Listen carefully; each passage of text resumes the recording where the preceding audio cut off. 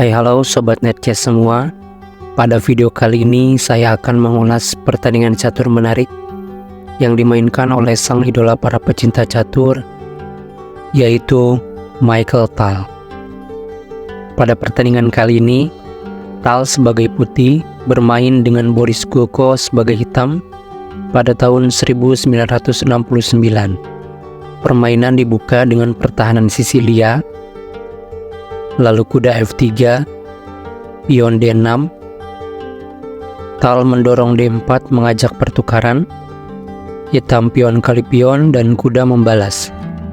Lalu langkah umum, kuda menyerang pion, dibalas Tal, kuda berkembang sekalian melindungi pion, Gulko lalu pion E6, dan pada langkah ini kita memasuki variasi Scheveningen. Tal lalu mendorong F4, dijawab kuda C6 mengajak pertukaran. Tal tidak menukar, tapi gajah dibawa ke E3, double melindungi kuda. Satu pembelajaran juga ya teman-teman, pada awal permainan sebisa mungkin kita selesaikan dulu tugas opening dengan mengembangkan perwira kita.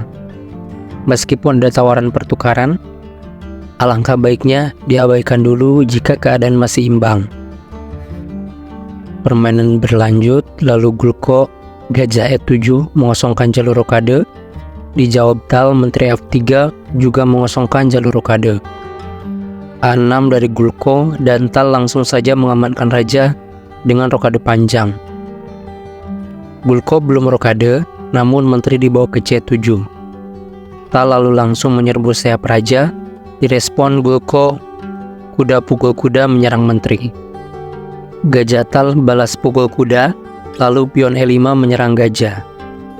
Tal langsung saja pion kali pion, pion membalas, dan di sini Tal merespon dengan membuat trik kecil, yaitu dengan cara mengepin pion kepada menteri, sehingga pion tersebut tidak bisa memakan gajah, karena menteri hitam akan hilang jika pion nekat kali gajah.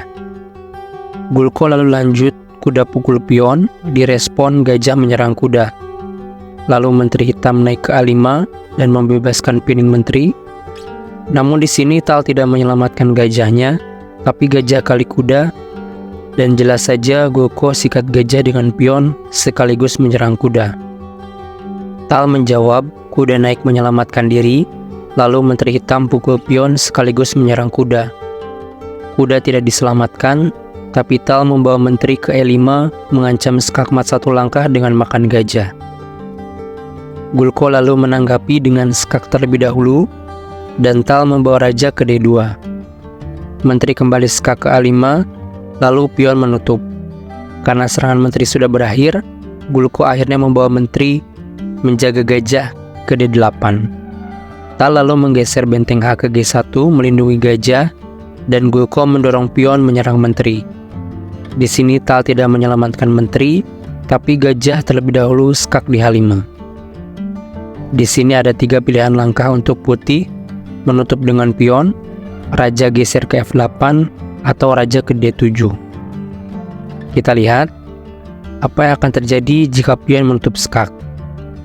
Jika pion menutup, dia meninggalkan penjagaannya terhadap pion F6, jadi ada tempo skak dengan kuda kali pion. Di sini gajah terpaku menteri sehingga terpaksa raja pindah ke F8.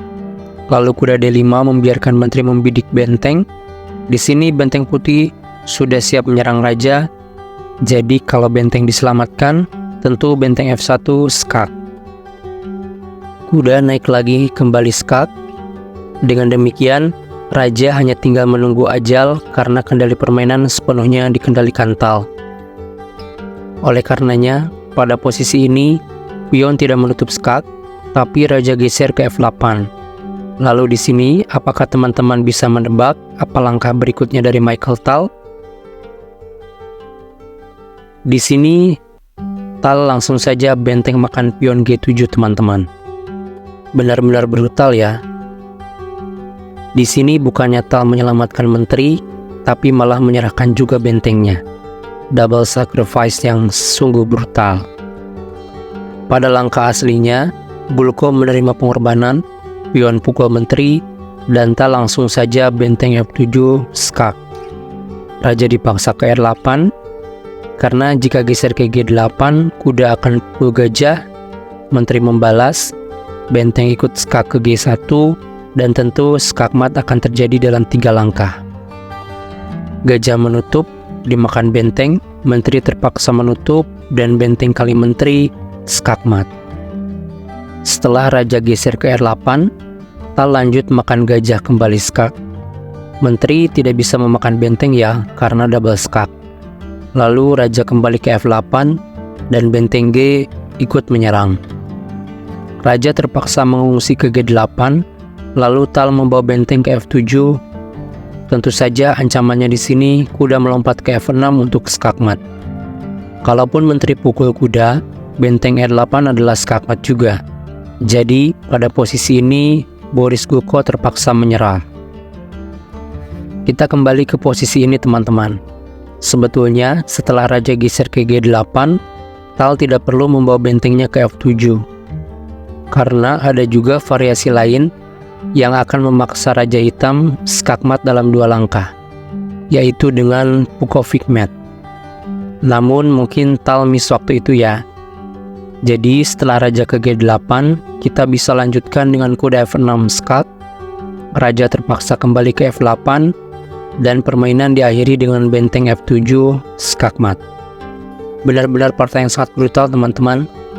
Mengulas keindahan games Tal memang tidak ada habisnya ya. Di games ini Tal tidak hanya cukup berkoridor menteri, tapi juga benteng diserahkannya. Namun tentu semua kemungkinan jawaban dari lawan sudah Tal perhitungkan dengan sangat matang dan detail. Jadi segitu dulu teman-teman. Semoga ulasan kali ini menjadi inspirasi kita dalam meningkatkan skill bermain catur.